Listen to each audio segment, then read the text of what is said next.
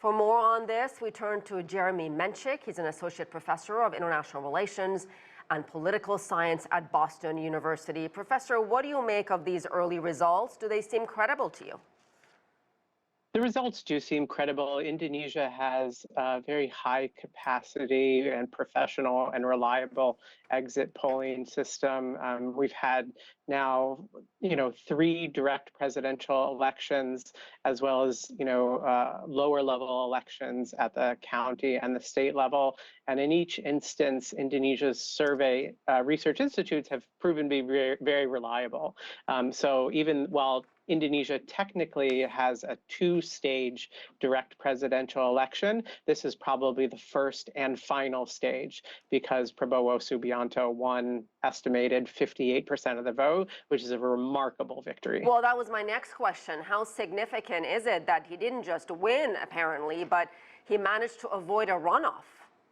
It's pretty significant. It's pretty remarkable, especially given that this is his third time trying to win the presidency. And he did it, basically. He succeeded by running on Joko Widodo's coattails and pledging to continue his policies. That means even though while Prabowo Subianto has a pretty checkered history in terms of human rights violations, in terms of his support for the military in politics, and some really problematic comments about democracy, he's run on a platform of continuing Joko Widodo's policies. So that means more money for infrastructure, a big emphasis on economic development, and otherwise not shaking the ship too much in terms of changing policies. That seems to be a winning combination for Prabowo. Yeah, and I thought it was remarkable, as you mentioned, there are some serious human rights allegations dogging him, and yet he managed to do well, and he's a popular figure. What about young people? Does he have the support of the young people in Indonesia? Well, part of what you have to understand about the human rights, violations that he's credibly accused of is that his opponents in the election aren't really very much better.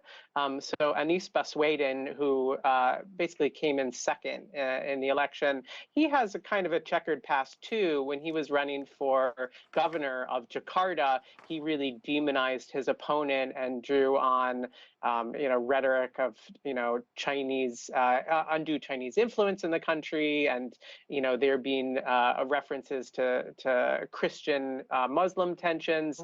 And so Anies Baswedan is something of a demagogue. So in terms of young people, it's kind of a pick your poison moment for Indonesian elections.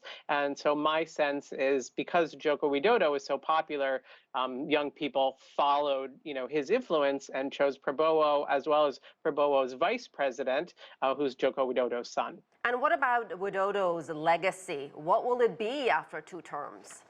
Oh, that's a difficult question. I think, Joko Widodo came in as a reformer, pledging to fight corruption, fight against the dominance of oligarchs in Indonesian politics, and the dynasties that are really influential in Indonesian politics. And what we found is, unfortunately, the institutions changed Widodo more than he changed the institutions, because his legacy is going to be his successor candidate, basically chose Widodo's son and continued those dynastic politics, even increased the power of dynastic politics with, Widodo's blessing. So I think that's an unfortunate legacy. And what we see in Indonesia, which is similar to a lot of countries in the world, is a kind of rollback of the quality of democracy. Indonesia remains a democracy. It's a consolidated democracy, but it's not a particularly high quality democracy because of problems of nepotism and corruption, and where you have this kind of collusion between political parties where it doesn't matter who loses, they're still going to be brought into the governing coalition. So in 5 years, we're probably going to see Anies Baswedan running again, maybe with a different child of Widodo, and maybe he'll win that time, because that's how oligarchy and despotism and oligarchy and nepotism work. Professor, very quickly, what do you make of the impact? Will it be far beyond Indonesia, with, of course, U.S. and China vying for influence in the Indo-Pacific?